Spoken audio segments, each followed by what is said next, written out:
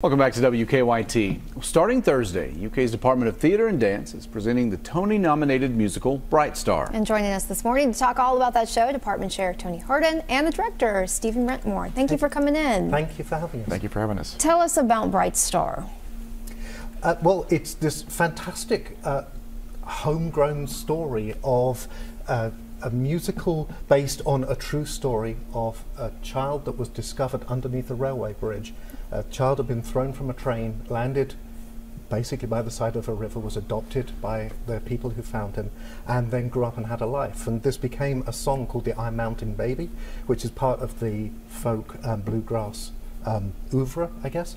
And then Steve Martin and Edie Brickell, who wrote the music for the musical Bright Star, then used that as the spine for an album they released, which won the Grammy. And then they used that to create the musical, which then ended up on Broadway. And now all of this coming together into the production. Tell us about that. Bright Star is the last show of our season. We started off in the fall with the Thanksgiving play. We did the Laramie Project. We had our winter dance concert, which was a School of Music and Dance collaboration. And then we did Black Lives Matter, 1619 to Now, which is an original play.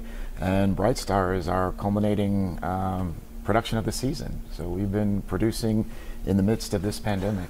I was going to say, in the middle of all the pandemic and stuff, at the beginning everybody kind of had to shut down. You all were able to get back up and running. What's it been like being able to hold those? It's been challenging, and every day there's something new. But the students have been craving it, and the audiences have been craving it as well. I mean, this is something we did a couple of live performances last year during the pandemic that were outdoors, 2 dance concerts. And they were the hottest shows in town, and they were great because they were live. Yeah. But just in general, being back in the theater with an audience has been really great and been inspiring. And again, it's been something that our audience and our students have really enjoyed doing. So. It's an essential part of their creative learning experience at the University of Kentucky, that they're studying in theory and in practice, and then they realize it in the process of making the work. Well, it sounds like an incredible work that you guys are doing right now, and the music has got to be great. It's amazing. I mean, when I first moved to Kentucky, I'd already heard bluegrass. Yeah. Okay. Like absorbing it and being part of the community and the culture here has been so thrilling.